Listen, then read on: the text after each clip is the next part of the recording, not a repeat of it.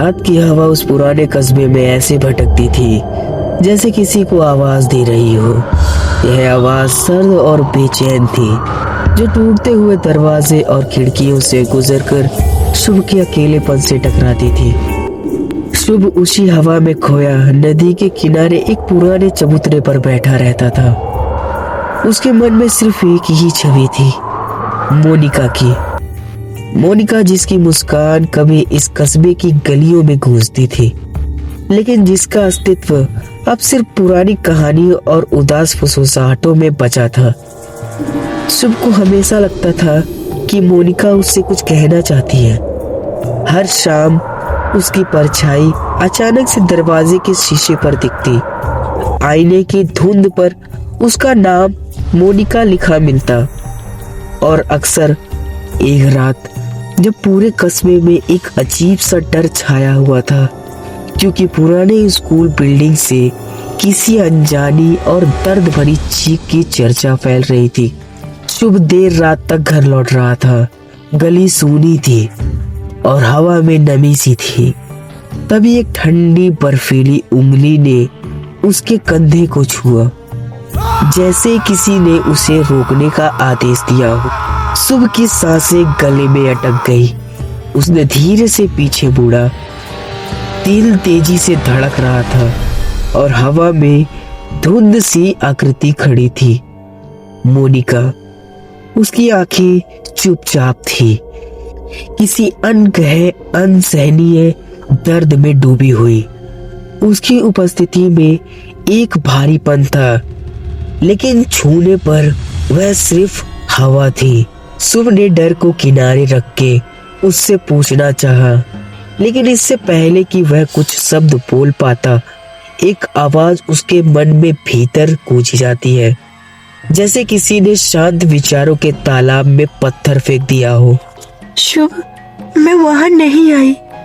मेरा सच, मेरा इंसाफ उस बिल्डिंग के अंदर छिपा हुआ है। शुभ जैसे किसी अनजाने दरवाजे के भीतर गिरता चला गया।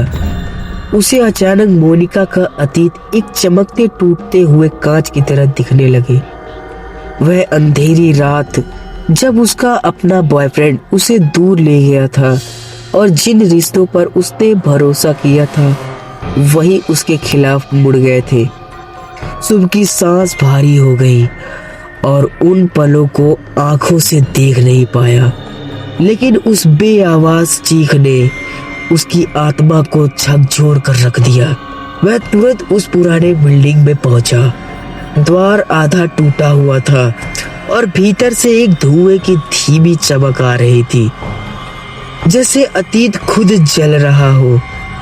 अंदर कदम रखते ही उसे महसूस हुआ कि कोई उससे पहले भी वहां आया था, कोई जो अब भी मोनिका से छुपा फिरता है।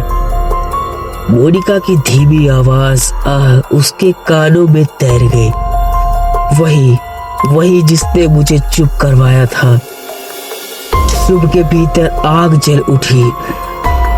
उसे पहली बार एहसास हुआ कि वह मोनिका से इतना क्यों खिंचा हुआ महसूस करता था, क्योंकि उसका प्यार किसी इकरार से नहीं बल्कि उसकी अधूरी कहानी से जुड़ा था। उसने अंधेरी गलियारों में अपना कदम बढ़ाया। जैसे जैसे वह आगे बढ़ रहा था, दीवारें मोनिका की दर्द की परछाई बनकर झिलमिलाने लगी और फिर वह दिखाई दिया, मोनिका का पुराना बॉयफ्रेंड। चेहरे पर डर और अपराध एक साथ तैर रहा था, जैसे अतीत ने उसे जकड़ रखा हो। शुभ को अचानक समझ आ गया, मोनिका इसलिए रुके हुए साए की तरह भटक रही है क्योंकि उसका सच, उसका दर्द और उसका इंसाफ आधे रास्ते में अटका हुआ था। मोनिका की धुंधली आकृति उसके पास खड़ी थी, शांत पर भीतर आग जैसी बेचैनी के साथ। शुभ ने पूरी हिम्मत से उसके ओर देखकर कहा, मैं तुझे अकेला नहीं छोड़ूंगा। जो तुझसे छीन लिया गया उसे आवाज देकर मैं तुझे जरूर मुक्त कर पाऊंगा। मोनिका की आंखें पहली बार किसी दूसरे इंसान के भरोसे पर चमक आई थी। भारी से हल्की होने लगी। आत्माएं सिर्फ बदला नहीं मांगती थी, वो चाहती है कि कोई उनका सच सुने, समझे और सम्मान दे, जो उन्हें कभी मिला ही नहीं। उस रात सुब ने मोनिका की पूरी कहानी दुनिया के सामने लाने की कसम खाई, और जैसे ही उसने यह कहा, मोनिका की आकृति धीरे धीरे गायब होने लगी, जैसे किसी ने उसके भीतर की दर्द भरी गांठ खोल दी हो। वह मुस्कुराई और अधूरा छोड़ देने वाला भाव लेकर, और फिर वह हवा में घुल गई, ऐसे जैसे कोई बोझ आखिरकार धरती से उड़ चुका हो।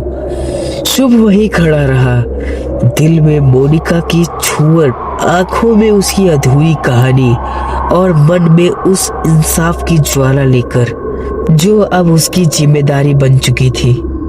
तो दोस्तों, वीडियो कैसी लगी कमेंट में जरूर बताना, और अगर आप नए हैं तो चैनल को सब्सक्राइब करना ना भूलें। मिलते हैं अगले डर भरे सफर में। Chill and ट्रिल।